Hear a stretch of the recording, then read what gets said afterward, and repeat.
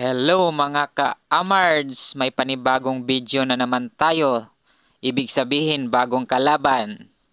Ang kalaban natin si Grandmaster 1968 Junior or GR. Nag 115 ang kalaban, 116 tayo. Nag 61 ang kalaban, 1613 tayo. Nag 116 ang kalaban. Ngayon tira tayo ng ano bang mas maganda itira dito? 215. Pakain tayo. Kain tayo 515. Ngayon mag-shoutout muna tayo. Shoutout kay Roderick Mapula Tabiuna ng Negros Oriental sa town o Valencia City. Lalo na sa mga damador dyan at sumali sa Dama Legend. Magandang araw po sa inyo.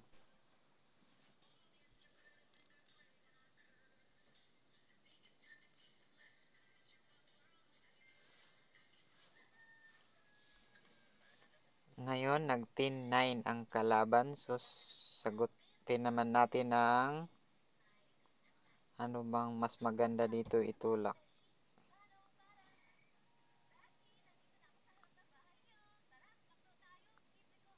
Ang hirap pag Grandmaster ang kalaban natin. Lakas. 9-5 tayo.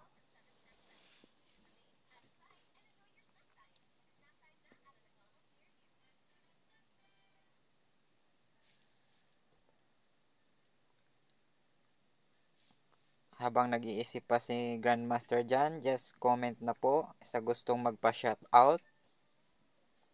9-1 ang kalaban. So, ang counter natin ay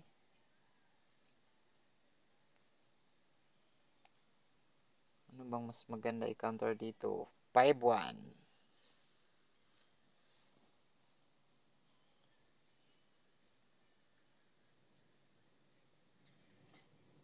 Tira ng kalaban ng 16-13. Ang isasagot natin ay pag-isipan muna natin. 3-14. So, nag-3-14 tayo. Ano kaya ang gagawin ng kalaban? Pwede siyang magpakain.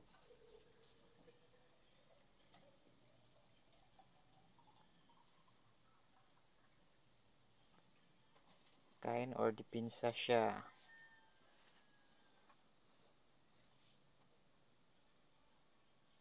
Nagpakain siya ng 115. So, kain tayo. 15-1. Kain siya dalawa. Ngayon, kain tayo. 8-14.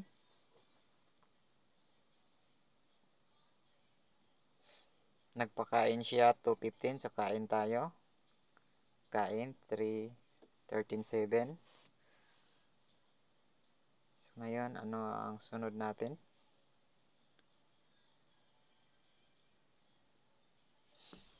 Tabla yata to mga ka-amards. 116 tayo mga ka-amards.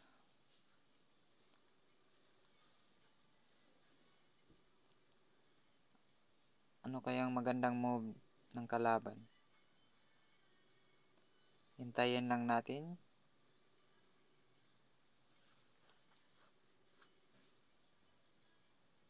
Ayun, tumatakbo ang kanyang oras. 4:42. 9-5 siya. So, anong magandang counter natin? 16-14 tayo mga ka-amards. Kain tayo. 4-14. 5-1 ang kalaban.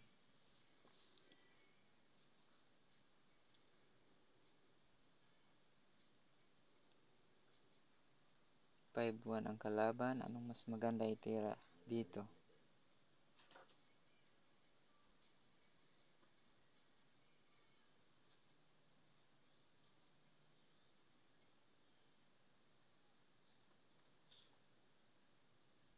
Parang talo tayo dito mga ka-amards. 10-5 tayo mga ka-amards.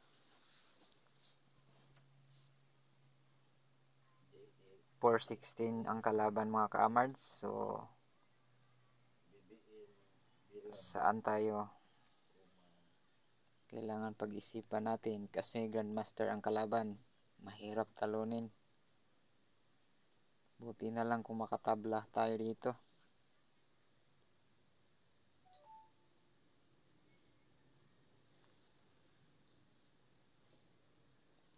5-1 tayo mga kamards.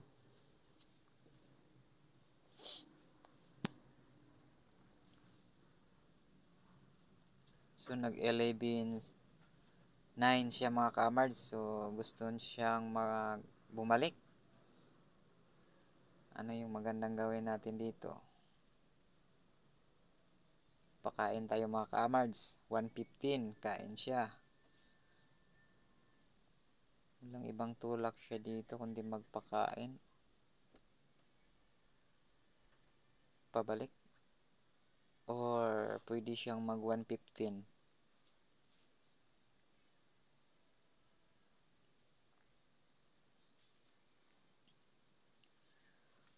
Pag nag 16-14 siya, 12-8 tayo. So talo siya. So pabalik na siya. Okay. Bumalik yung kalaban natin mga kamards. 16-14 lang tayo. 11-9 siya mga kamards. So saan tayo dito? Parang siya ata naghahabol ng tabla mga kamards.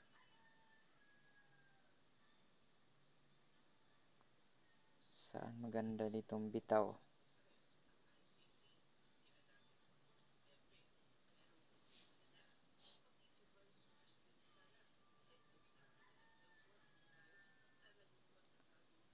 Maganda din.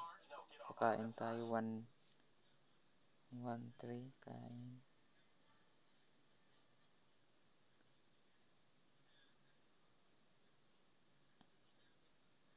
Hirap. Tumatakbo ang oras natin. 12-8 lang tayo mga ka-amards para hindi siya maka-counter ng 16-14.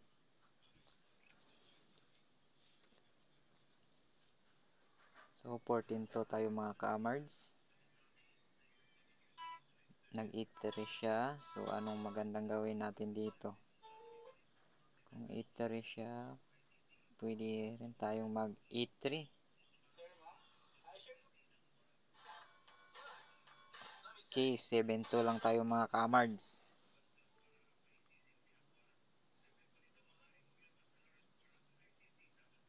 Para hindi siya makapag-move ng 16-14 kasi dalawang kain. So 3-13 siya mga ka-amards. 2-7 lang po tayo.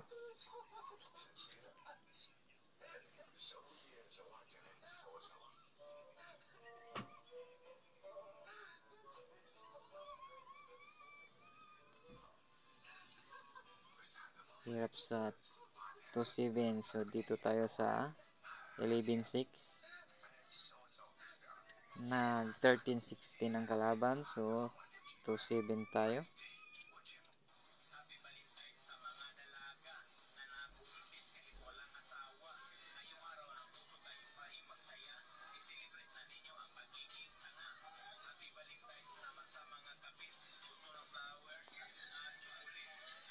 Ang mga ka-amard sa gustong magpa-shoutout dyan, just comment below and hit the notification bell.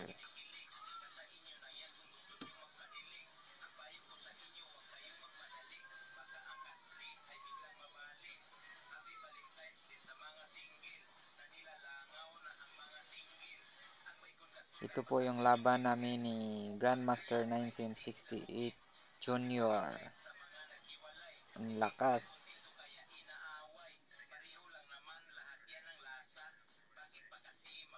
16-14. So, ang sagot natin 6-1.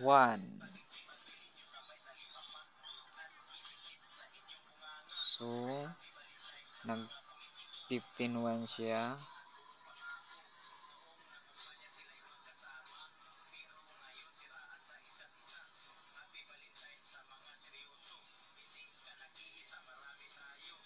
(7-11) tayo.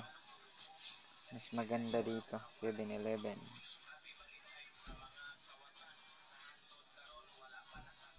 Wala siyang ibang move kundi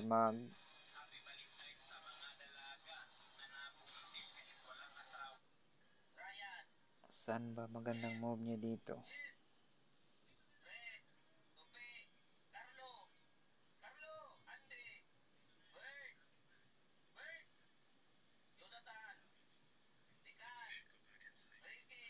Nagpakain siya mga ka-amards.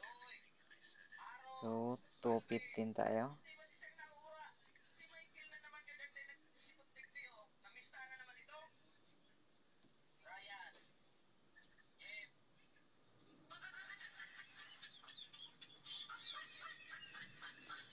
$16.14 siya mga ka-amards.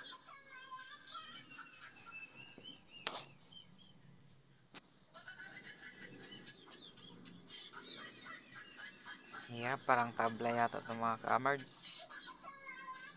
14 to tayo. Kaso paubos ng oras natin mga ka-amards.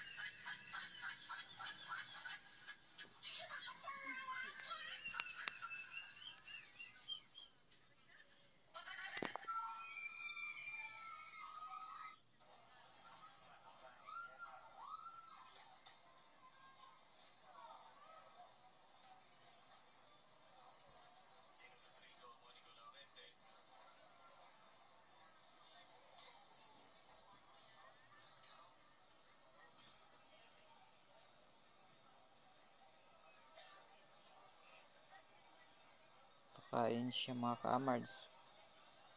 4-5, kain tayo 1-9. Nag 14 to siya mga ka-amards.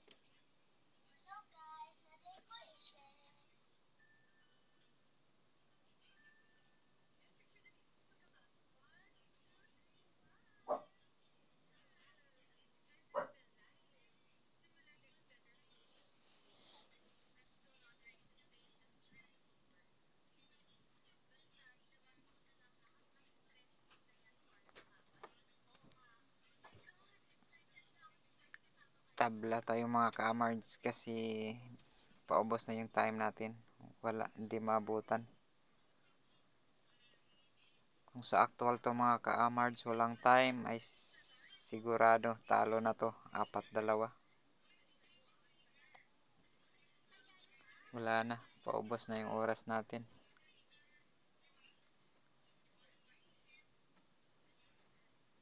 Wala nang paraan.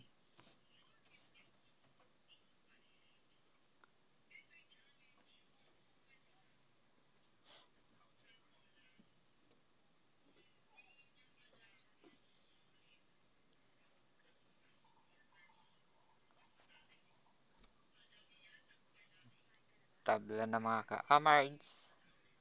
Salamat po sa inyong walang sawang pagpanood ng aking mga video. Mabuhay po kayo lahat.